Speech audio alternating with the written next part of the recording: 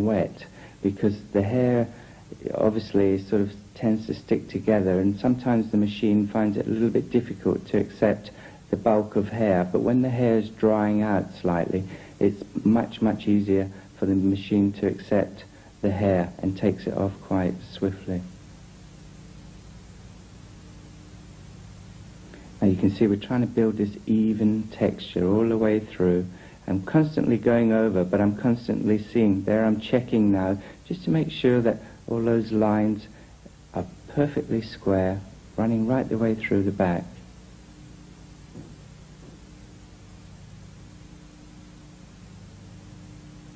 Obviously, the quicker you can be on this haircut is determined by the experience of the use of the clipper.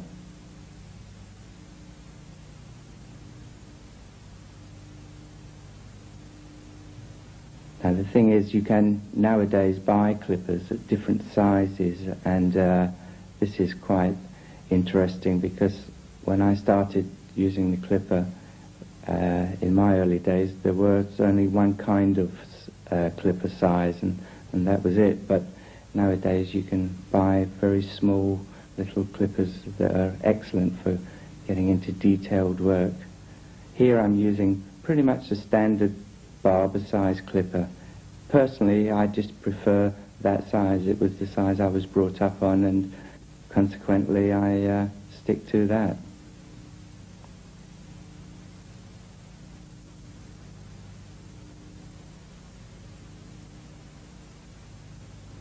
One other quite important point: on every clipper there are two sets of blades, which they work in a way where they actually go against each other, and this is what makes the hair cut.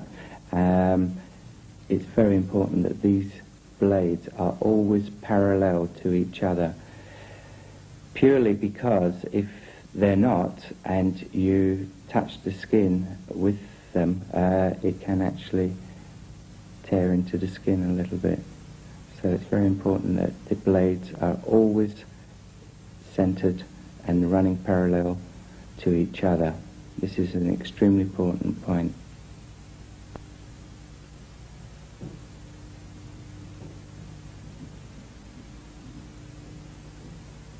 Now I'm working with the hairline now, taking the weight out.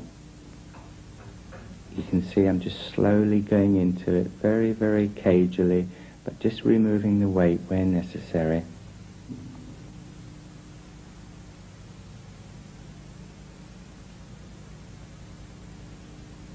And now we're going to cut a shape into the back hairline. Now you can see I've turned the clipper over, and now just by touching the hair, you'll see that we actually remove the hair. You don't have to lean heavy or dig in or anything. And notice the angle of the blade on the skin. That's very important. If you go in too acute on that, as I'm doing right now, if it's too acute, that angle, again, you can actually go into the skin too deeply. Everything is very gentle. Those blades are cutting all the time, so there's no need to add excess pressure.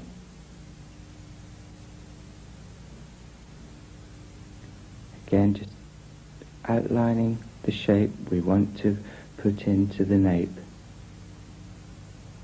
and just cleaning up the hair on the neck.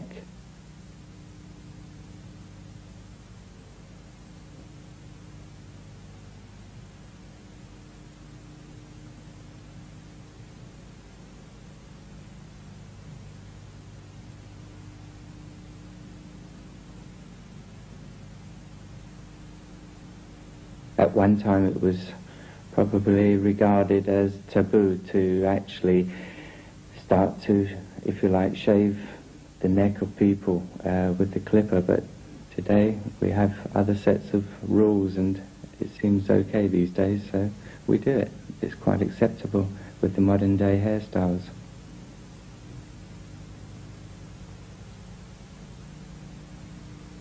And in fact, with a hairstyle like this, it actually makes it when the outline shape is very clean and precise, because the interior of this haircut is very clean and very precise. So it actually makes sense to take any loose hairs on the neck completely away. And this type of hairstyle does tend to grow out quite quickly, therefore it would be probably more likely that the person would have everything away, any hairs on the neck. And there you can see we've now got quite a nice little pointed shape in the nape. Later on we're going to actually cut into the hairline at the temples to exaggerate the way the hair grows. This we'll see a little later on in the tape, and to complement the shape at the back.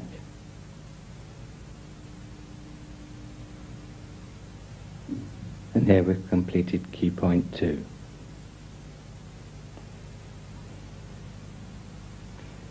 Key point 1B, we cut the other side exactly as we cut the first side, in the same method, keeping the texture exactly the same as the other two sides. And there you have it.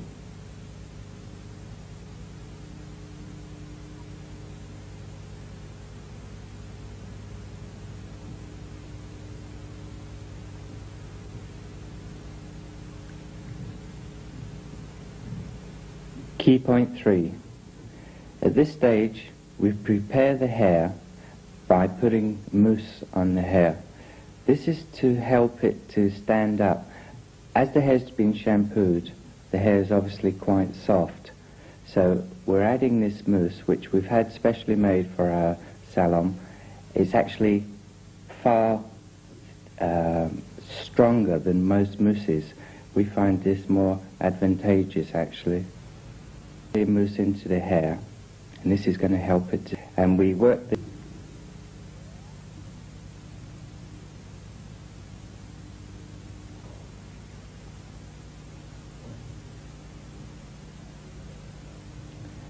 And now, using the hairdryer, we put the heat right the way through, but basically sort of a lot of it goes into the root of the hair, and just with the fingers we grab hold of the hair and sort of pull it in a vertical direction so that the hair dries and stands up quite straight. One other point I just want to add, we've pre-lightened the top of this girl's hair to emphasize the haircut. And there you can see we just picking up strands of hair between our fingers and drying into that.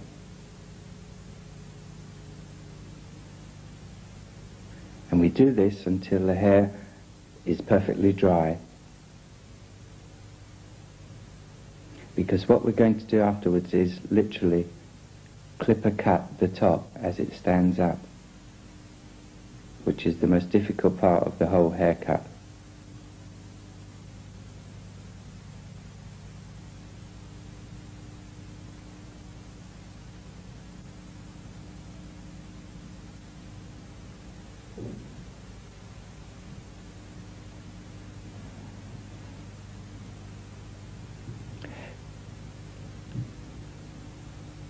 Key point 4, we just spray the hair a little bit with hairspray just to make sure that the hair is standing vertical. Keeping the head perfectly still, we run the clipper right across the top of the haircut, remembering that this clipper is cutting all the time that it's entering the hair. So you have to be extremely careful at this point not to be jogged or to keep quite a still hand. As you can see, I use my other hand to keep the clipper hand completely steady. I would advise anyone to do the same whilst attempting this type of haircut. Now we go to the crown area and we take the crown down. It's very important that the crown is almost the shortest part of this top section. That way you can build up a very nice square look.